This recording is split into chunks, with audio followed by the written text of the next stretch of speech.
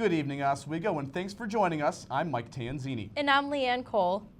We know a little more about the future of an Oswego County water treatment plant. And new details following the David Renz case. We will have more on these stories in just a minute, but first, a quick check of your weather inside with Storm Team 10 meteorologist Christina Reese. Christina? Thank you, Mike. As we look right now, we're sitting at 40 degrees. It was a beautiful day out today, and it's going to stay that way going into the night. As you can see, the winds are fairly calm, so there's not even a wind chill to factor in today. But as we look into our regional radar, you can see this huge span of green going across the state. It's green right now, so we're showing a lot of rain, but as this moves through the night, we're going to see that turn into more of sleet and snow. Looking forward into your 3-day, you can see that nice day was just kind of a tease into spring, as winter is not done fighting yet. Heavy snow will persist and finally die down as we go into the weekend. But is your spring break going to be beautiful, or is Mother Nature going to keep up with the windy conditions? I'll have more in our extended forecast coming up later on. But right now, I'm going to throw it back to the desk with Mike and Leanne. Thanks, Christina. Those awaiting the future of the Fulton wastewater treatment plant will not have to wait that much longer. The New York State Court of Appeals says they'll hand down their decision within the next few days. A 3-judge panel will decide whether or not the treatment plant will become part of the city of Fulton or continue to be taxed accordingly in the town of Granby. Both Granby and Fulton have passed legislation that will resolve major issues in the annexation. New details have been released on the case against David Renz. According to a report on Syracuse.com, Renz had set his sights on another woman and child the same night he murdered Liverpool school librarian Lori Bresnan and raped a 10-year-old girl. Renz followed the woman and her daughter from a gymnast class at Great Northern Mall in Clay. The lawsuit was filed in state Supreme Court on behalf of the 10-year-old's guardian. The lawsuit was filed against Renz, Matterick Corporation, the company that owns the mall, and BL Incorporated.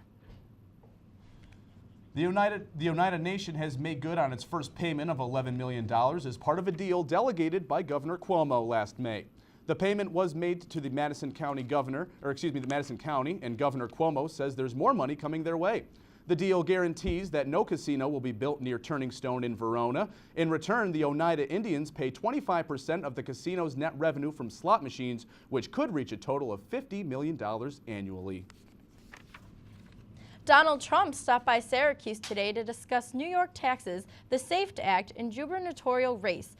Trump was at the Doubletree Hotel in East Syracuse for a GOP fundraiser for the Onondaga County Republican Committee and took the stage to address some of the big-ticket issues in New York State. Trump has hinted at a possible run for the governor's office, said he will be making a decision shortly about the race. Well, think back in your life before your smartphone, or if you can, to life before shopping, researching, and messaging via the internet. The World Wide Web has made life a lot easier and a lot more interesting for us. And before the idea was born 25 years ago, this Wednesday, the internet was a very different, complicated place. Corinne Kefu reports. In March of 1989, music was on the radio. All the news was fit to print. TV was by appointment viewing only, and movies were viewed in a theater or on the VCR. 25 years later, that's all changed. On March 12, 1989, computer scientist Tim Berners-Lee wrote a paper proposing the architecture that would become the World Wide Web. His intent, a simple file-sharing service for scientists. Instead, it paved the way for the tech giants of today to simplify the things we do every day. Anytime I need to do something, I just go to Google, and I can't imagine not having Google. In 1995, a mere 14% of Americans told the Pew Research Center they use the internet. Maybe it had something to do with those primitive, screeching, and slow dial-up modems. According to Pew, that number jumped to 46% by 2000, and it stands at 87% today. The coupling of Wi-Fi and smartphones meaning the web is pretty much always at hand. I'm one of those people who would always just come up with random questions and say, like, well, I guess I'll never know the answer to that because I don't have time to go to the library. Now I carry the library in my pocket, which is very convenient. Some have their own ideas for marking the web's silver anniversary. In some reverse way, maybe we should all take a little break from the internet and think about the birth of the internet. But most will likely keep downloading, tweeting, posting, and pinning without too much thought about the 25 years behind it. In Washington, I'm Karen Kefa. Well, from all of us here at WTOP 10 News, happy birthday, World Wide Web. New York legislatures have re-elected 3 incumbents and a newcomer to the Board of Regents despite Republican objections. Some Republicans voted to elect no one to send a message of frustration that stems from the poor enacting of Common Core, a new proposed graduation requirement. Legislators re-elected at-large Regents James Cottrell of Brooklyn, Wade Norwood of Rochester, and Christine C. of Staten Island. Several goats have died in a barn fire Monday in the Oswego County town of New Haven. Someone called in the fire at 6:54 a.m. Firefighters from 10 departments responded to the fire at County Route 16 in New Haven, according to the Oswego 911 Center. Some of the departments included New Haven, Pulaski, Scriba, and 7 other crews. The fire was extinguished at 7:57 a.m., according to 911. But by that time, several goats had died in the fire. Well, attention anyone seeking a job in the financial field. The Future in Finance Career Fair will be tomorrow from 6 p.m. to 7 p.m. in the Sheldon Hall Ballroom. 8 companies from the financial industry will be in attendance and will offer advice and opportunities to students. Admission is free, and for more information, you can call 312-2255. Ben Godward, a sculptor, will be visiting Campus Center in room 132 tomorrow, March 12th, for an artist talk. Ben lives in New York and creates abstract, drippy, psychedelic forms with fluorescent resin that contrast with geometric metal armatures. He earned a BFA degree from Alfred University and an MFA from University at Albany. He won the 2007 Outstanding Achievement in Contemporary Sculpture Center. Parking is free and $1 for people without a campus parking sticker. Coming up after the break, we'll take a look at your New York State news. And we'll have a full look at your weather with Storm Team 10 meteorologist Christina Reese. You're watching WTOP 10. Nice. I know.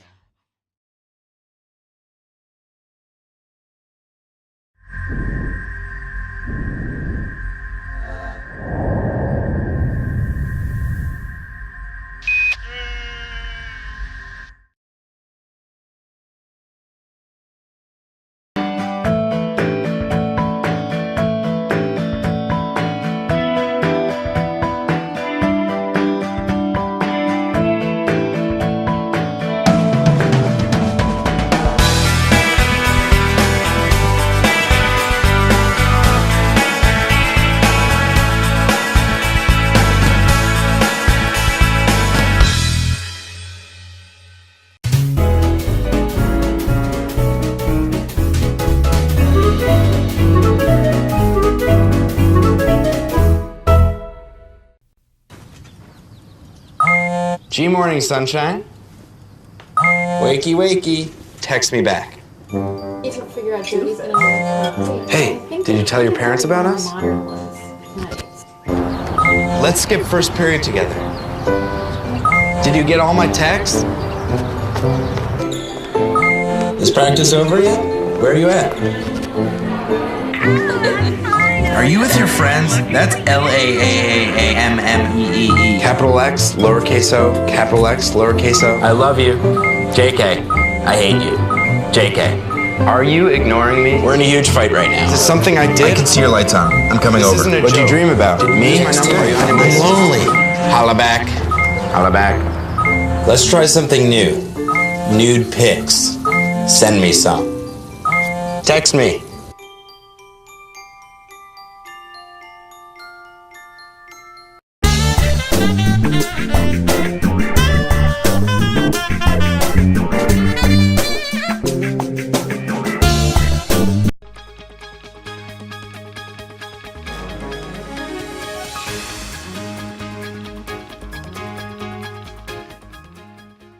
Good evening, Oswego. Storm Team 10 meteorologist here, Christina Reese, to give you a look at your current conditions.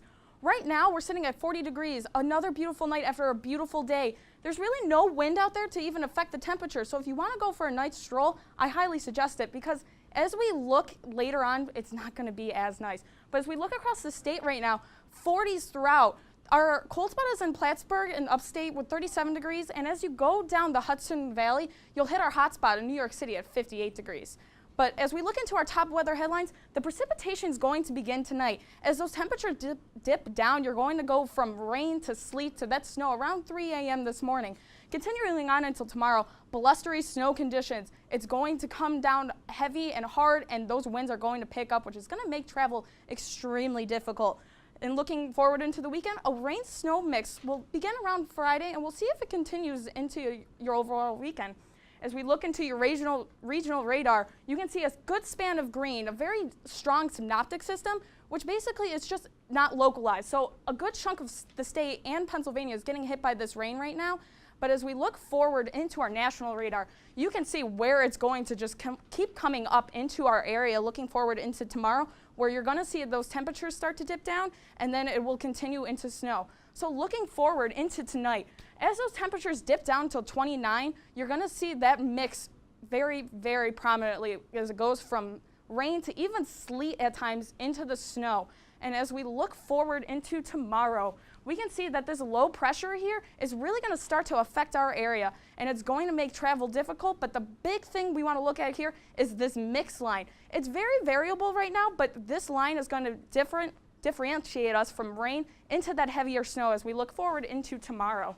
So as you can see, heavy snowfall. It won't be the coldest day we've seen here at 30 degrees, but with that wind, it's going to make travel very difficult. Whiteout conditions across the road. Accumulations are going to be about 5 to 8 inches. So it's going to be pretty significant, and that wind at the north, 25 to 30 miles per hour, is just going to make things a lot more difficult, especially for commuters. I cannot stress enough, you guys need to be careful out there. The roads are going to be tricky to navigate. So as we look forward and plan your day ahead, 8 a.m. as you head into your 8 a.m. class, it's going to be pretty mixed. That's going to be our high temperature of the day, actually, at 32. So it's going to be around the mixed layer of rain and snow, as 32 is the freezing point. As we go into your lunch hour, that's when that snow is really going to pick up, and it's going to be heavy. But that wind is really going to intensify right around dinner time. That's when the blowing snow is going to be very prevalent. So looking forward into tomorrow night, we have a low of 7 degrees, which means with that wind out of the north at 25 to 30 miles per hour, you're going to hit some sub-zero wind chills. It is going to be brutal out there. I can't stress enough, you guys need to be covered if you are going out, especially if you're going to go and support the Oswego men's Laker hockey team tomorrow night. You need to be covered. But I know for some people out there, stay cozy inside and watch it online on WTOP 10 Live to root on the Lakers. So looking forward, that snowfall total, it's going to be pretty massive. As you can see in our area, we're right in that line of 12 to 18 inches, but there is some variability here, so I'm forecasting between about 9 to 16. Either way, it's a hefty amount. Winter's not going down without a fight. So if we look ahead into our 5-day, Wednesday, Thursday, even into Friday, it's just going to be snow, and it's going to be very cold Thursday. That wind is definitely going to pick up, and it's going to make those wind chills just brutal to deal with. But as we look forward into our weekend, we can see there is a little bit of hope for even sun. Saturday and Sunday, it's going to be a lot better. The cold will persist, but starting spring break, heading home, it's going to be, better than what we're going to see tomorrow, definitely. Christina, it looked today like it was almost like a peak of summer. Do you think this could maybe be the last winter storm before the weather turns for the better? It's been a very, very cold winter, and it's been a very extreme winter as we've seen throughout December, January, even February now. So I want to say spring is around the corner. I mean, spring does technically start next week, but I'm not going to throw out that there's not going to be a winter storm coming up again. But I feel like this will be our last massive one. I sure hope so. I'm so over this snow. We need some sunshine in our lives. Yeah, we'll see some this weekend, so there's hope. Thank you, Christina. President Obama.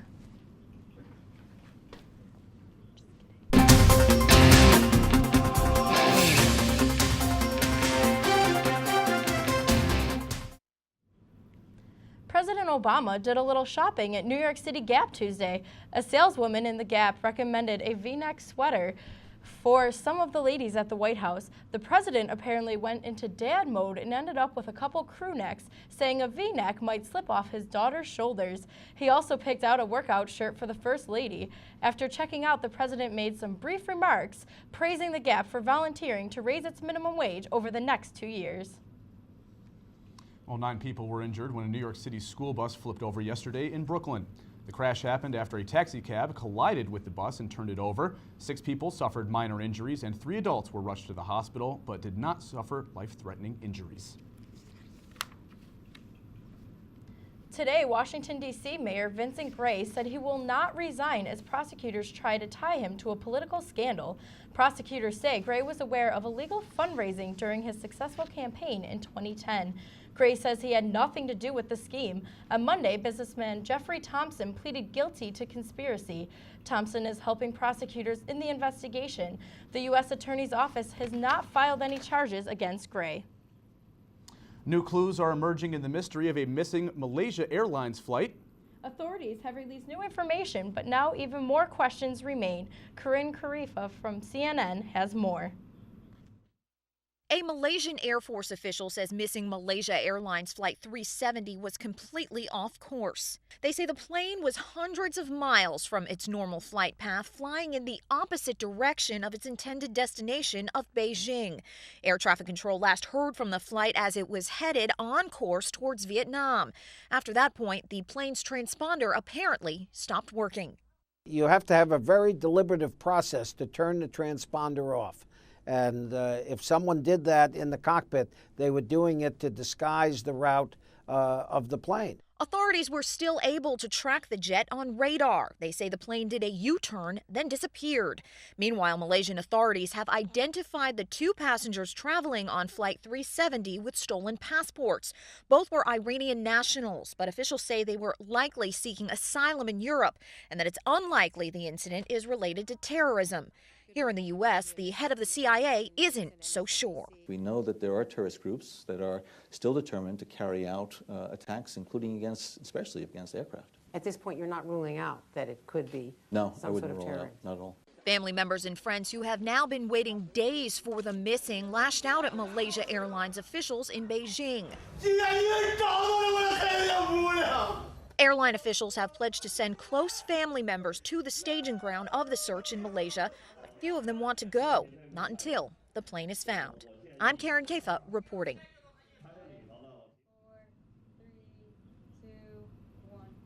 Coming up after the break, Morgan Rumpf will preview tomorrow's Oswego State men's hockey game. And a closer look at studying abroad in Australia from your very own Sunny Goldbaum. Stay tuned.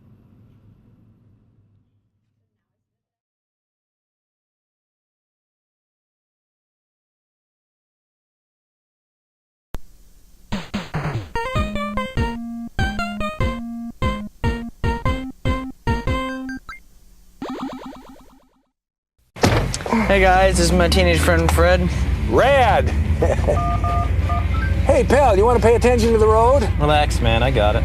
Look, my man, if your bad driving gets me killed, you better hope you die too, or I will haunt you silly. And I'm not just gonna float over your bed like, woo! I'm gonna be making a more annoying noise, like, ah! And instead of wearing those long white robes, I think I'll wear something more form-fitting and upsetting. The other ghosts will look and be like, wow, we've never seen that before.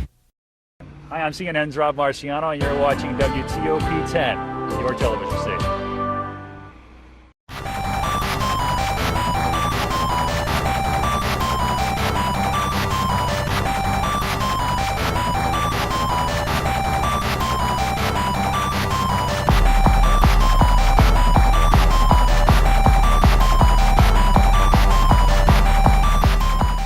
Take my hand and start a brand new day. And together as one we'll start to see some change. Underneath everything we are, underneath everything we do, we are all people. Connected, interdependent, united. And when we reach out a hand to one, we can influence the condition of all.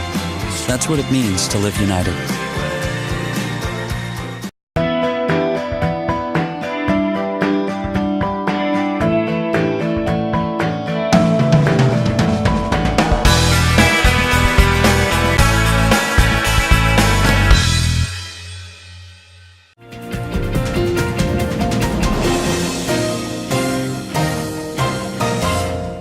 Welcome back to WTOP 10 News. Studying abroad is a terrific opportunity offered by SUNY Oswego. Our Sunny Goldbaum spoke to students who took advantage of that opportunity to study in Australia.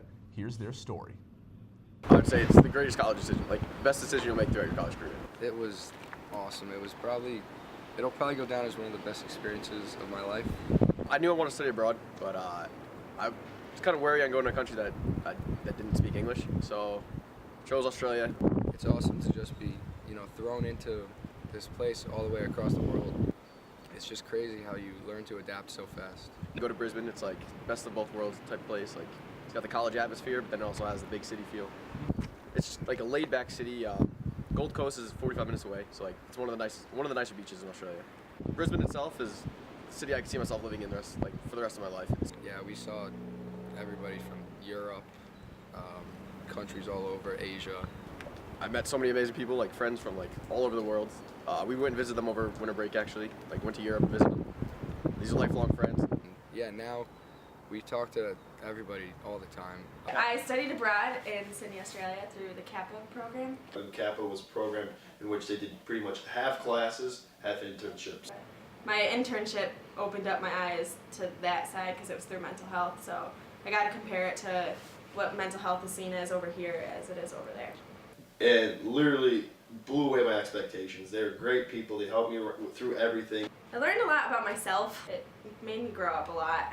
They helped me narrow down on what I want to do with my career. And if I'm an employer, I'm going to be blown away seeing that, wow, this kid worked for a finance firm in Sydney, Australia. Just being in Australia, just by yourself on your own, it's crazy. You learn to do so much. You learn how to assimilate with other people. You learn how to adapt to people's like different cultures, and in like the globalized world, you need that. Definitely do it. Don't think twice. I thought twice about it, but I had always wanted to go to Australia, so that, and you gotta just not really expect anything. You just gotta wing it and go. And I definitely say do it because it's definitely a life change. It was worth every dime, and if I had the option and time to go back, oh, I definitely would, hands down, without a hesitation, to get on a 20-hour flight back. So. Now let's take a look at sports with Morgan Rumpf. Morgan?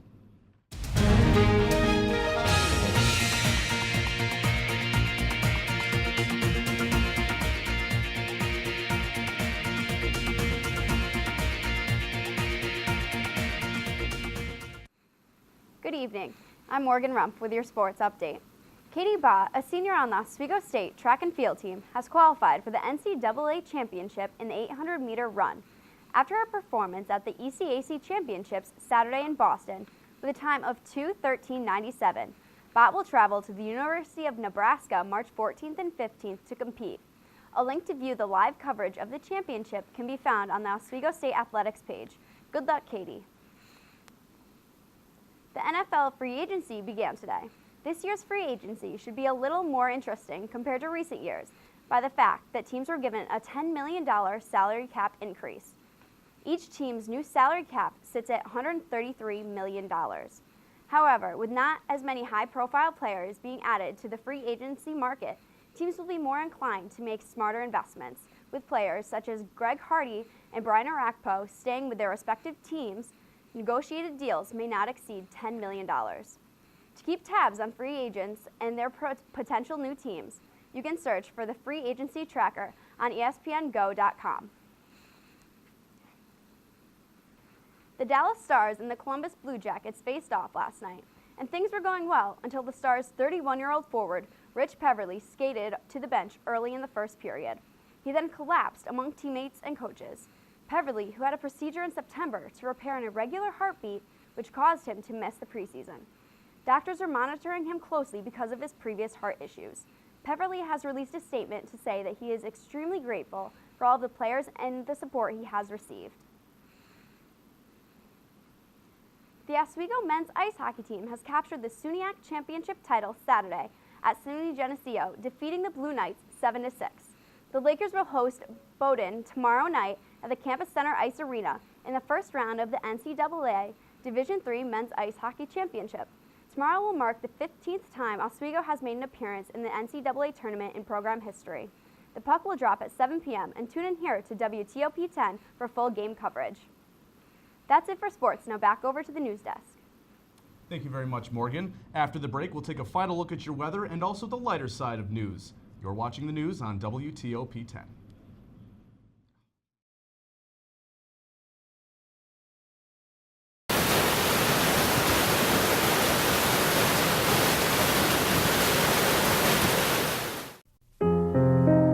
Everyone has friends.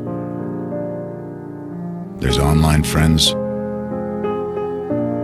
friends to go out with on a Saturday night, friends to hang out with and do nothing, friends who show up on moving day. And then there are the friends who'll be there if someone is dealing with a mental illness. Are you one of those friends?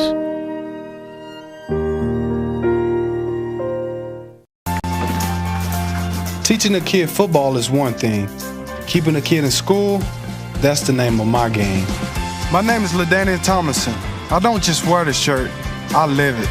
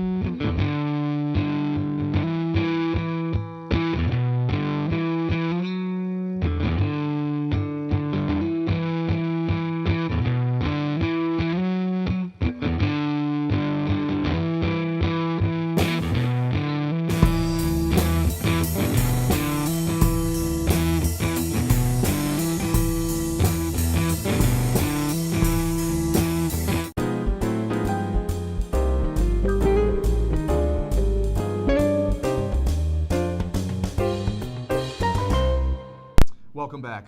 Well, we're only in the month of March, and Taylor Swift has already brought in some big bucks so far this year. According to the Billboard's top 10 list of moneymakers, Swift has brought in about $39 million. Her U.S. tour has brought in an estimated $30 million alone. Kenny Chesney follows Swift on that list with a total of $32 million, and third on the list is heartthrob Justin Timberlake with $31 million. While photoshopping models isn't exactly surprising anymore, there's something about Target's recent swimsuit fail that really feels unnecessarily pathetic. For one thing, the young woman's arm is thinned out and stretches longer than normal. Her hip seems to be missing a peach, and the crotch area is literally missing a chunk of the bathing suit. The effect of this photoshopping amounts to the thigh gap, which was a problematic phenomenon that first gathered media attention last year after eating disorder advocates noted teens striving for low body weights that should show off a thigh gap. Before we say our goodnight this evening, let's take a final look at our weather with Christina Reese. Christina? So if we take a look at our class cast for tomorrow, we can see that our high temperature is actually going to be right at 8 a.m. for your class, but it will go down as that snow persists and actually becomes more prevalent with that blowing snow with that high wind gusts as well. All right, now Christina, tomorrow's big hockey game, do you think the attendance might be hurt because of the big snowstorm? I can see actual physical attendance being hurt, but the actual spiritual, like, good, hard Oswego spirit is definitely going to be there because you can just watch it online, so you can stay nice and cozy at home. All right, well, it should be a fantastic game. That will do it for the. That'll do it for us tonight. With the Morgan, let's get your thoughts about the game here. Who do you think is going to win this one? It's going to be tough. Both teams are really well. Oswego is having that definite adrenaline coming off their win against Geneseo. It was a great game, winning goal within the last 27 seconds. It'll be interesting to see. Like, Oswego has a lot of heart in it. So we'll just have to see how things pan out. Well, it'll be the last home game for the Oswego State Lakers in the Campus Center tomorrow at 7 p.m. I believe that will do it tonight for the 10 News team. For the entire 10 News team, I'm Mike Tanzini. And I'm Leanne Cole. Good night, Oswego.